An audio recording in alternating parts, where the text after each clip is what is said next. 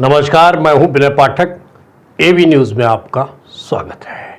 आइए देखते हैं मुंबई तथा आसपास की कुछ खास खबरें।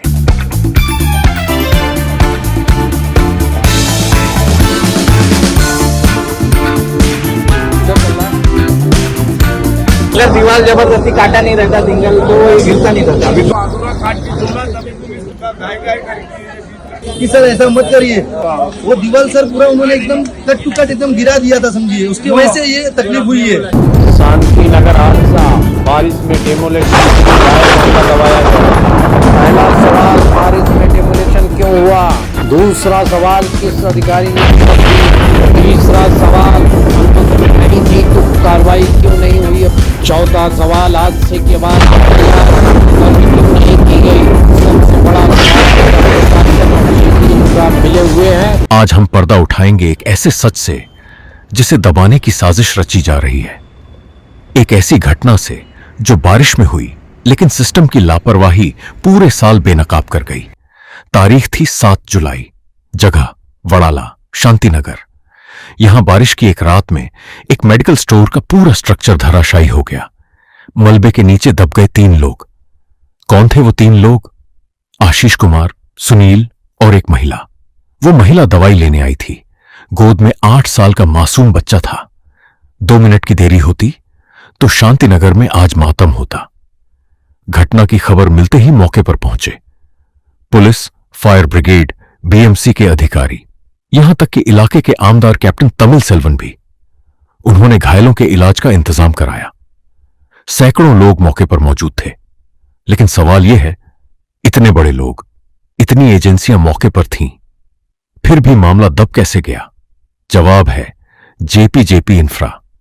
जी हां, उसी बिल्डर का नाम सामने आ रहा है जिसने बारिश में अवैध डिमोलिशन किया। रुकिए, क्या आपको पता है कानून क्या कहता है? बारिश के मौसम में बीएमसी, एसआरए, कोई भी विभाग डिमोलिशन की इजाजत नहीं देता। मानसून में तोड़फोड़ पर पूरी तरह बैन है। फिर जेपी इंफ्रा ने किसके इशारे पर शांतिनगर में झोपड़े तोड़े? किस अधिकारी ने हरी झंडी दी? स्थानीय लोगों का सीधा आरोप है इसी अवैध डिमोलिशन की वजह से मेडिकल स्टोर का स्ट्रक्चर कमजोर हुआ। दीवार ऐसा मट्टी गिरना चालू किया था, हमने इसको पूछा भी कि सर ऐसा मत करिए, मैं आपको खुद खाली करके दे। मैंने सामने दुकान भी लिया है भाड़े के लिए कि हाँ भाई शिफ्टिंग तुरंत करना है। लाइसेंस की वजह से सर दीवार में खड्डा हो चुका था। इन्होंने वो दीवार सर पूरा उन्होंने एकदम कट टू कट एकदम गिरा दिया था, समझिए उसकी वजह से ये तकलीफ हुई है। उसको कम से कम 5 फुट छोड़ना चाहिए सब जगह। प्रोजेक्ट मैनेजर बहुत दादागिरी करता है। वो किसी को समझिएगा, प्रोजेक्ट मैनेजर किसी को नहीं समझ रहा है। दादागिरी खत्म हो गया। और गटर में भी पूरा मट्टी।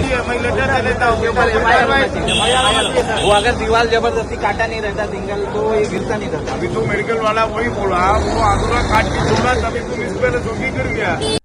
बिल्डर ने कोई सुरक्षा बंदोबस्त नहीं किया। नतीजा, स्ट्रक्चर गिरा, लाखों का नुकसान और 3 जिंदगियां खतरे में। और अब सुनिए सबसे शर्म। बीस डाल दिया, मैं मेरा आदमी लगाई बात हो गया। सारे अधिकारी भी मिलकर पहुंच गया, थोड़ा बहुत सफाई करके नाम गिरे छोड़ दिया।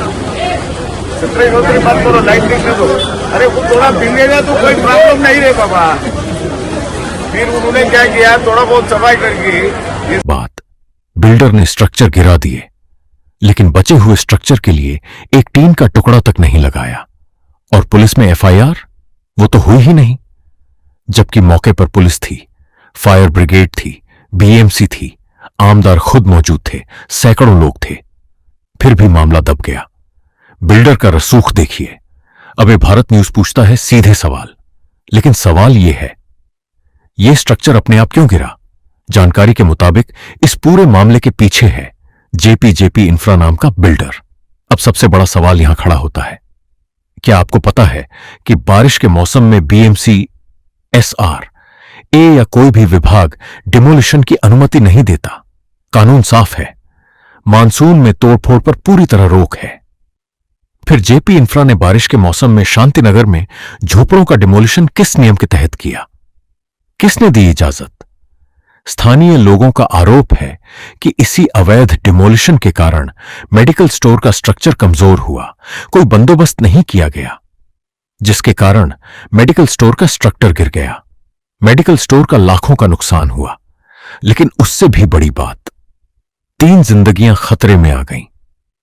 सबसे मजेदार बात, इस हादसे के बाद बिल्डर ने क्या किया। बिल्डर की ने स्ट्रक्चर तो गिरा दिए, लेकिन जो स्ट्रक्चर नहीं गिरे उनके लिए कोई सुरक्षा प्रबंध नहीं किया। और सबसे शर्मनाक बात, इस घटना की पुलिस में कोई एफआईआर तक दर्ज नहीं हुई। बिल्डर का रसूख देखिए, मामला दबा दिया गया। अब सवाल खड़े होते हैं। पहला सवाल, बारिश में डिमोलिशन क्यों हुआ? दूसरा सवाल, किस अधिकारी ने अनुमति दी? तीसरा सवाल, अनुमति नहीं थी तो कार्रवाई क्यों नहीं हुई? चौथा सवाल, हादसे के बाद एफआईआर क्यों नहीं हुई? पांचवां सवाल, घायलों को मुआवजा क्यों नहीं मिला? और सबसे बड़ा सवाल, क्या प्रशासन और जेपी इंफ्रा मिले हुए हैं? क्योंकि साफ है, अगर प्रशासनिक अमले ने बिल्डर को हरी झंडी नहीं दी होती तो जेपी इंफ्रा इतने बेखौफ होकर काम नहीं करता। और नतीजा सामने है, एक दुर्घटना जिसे समय रहते दबा भी दिया गया। जनता सवाल पूछती है, बीएमसी के अधिकारी कहां हैं? पुलिस प्रशासन क्या कर रहा है? संबंधित विभाग के अफसर इस मामले को लीपापोती करके शांति की सांस क्यों ले रहे हैं? क्योंकि सच यही है, अगर सिस्टम की मिली भगत ना होती तो कोई बिल्डर इतना बेखौफ नहीं हो सकता। ए भारत न्यूज पूछता है बीएमसी से, आपके अधिकारी कहां हैं? पुलिस प्रशासन से, आप क्या कर रहे हैं? और उन अफसरों से, लीपापोती करके चैन की नींद कैसे आ रही है? क्या आम जनता की जान की कोई कीमत नहीं? क्या बिल्डर लॉबी इतनी ताकतवर है कि कानून भी उसके सामने घुटने टेक दे? आज शांतिनगर का हर आदमी डरा हुआ है। उन्हें डर है, अगला नंबर उनका है। इसलिए ए भारत न्यूज मांग करता है, 1, तुरंत जेपी इंफ्रा पर एफआईआर और सख्त कार्रवाई 2, जिम्मेदार अधिकारियों का निलंबन 3, घायलों को तुरंत मुआवजा 4 और मानसून में अवैध डिमोलिशन पर पूर्ण प्रतिबंध अब देखना है। आला अधिकारी क्या करते हैं? सत्ता में बैठे नेता संज्ञान लेते हैं या नहीं?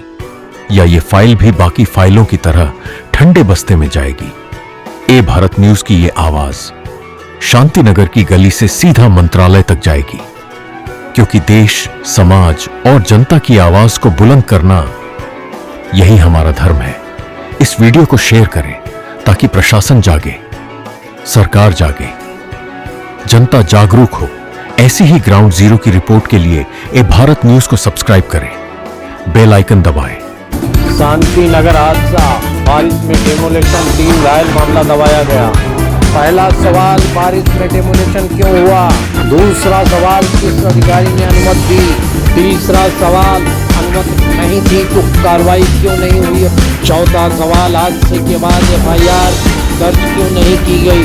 सबसे बड़ा सवाल, क्या प्रशासन और जेपी इंफ्रा मिले हुए हैं? एबी न्यूज में खबरों का सफरनामा करते हैं समाप्त। मेरे पाठक को दीजिए इजाजत, हम फिर मिलते हैं नई खबर, नए सफर के साथ। लेकिन चलते चलते गुजारिश, विनती, अनुरोध, यदि आप हमसे जुड़े रहना चाहते हैं तो हमारे चैनल को लाइक, शेयर, सब्सक्राइब करना ना भूलें।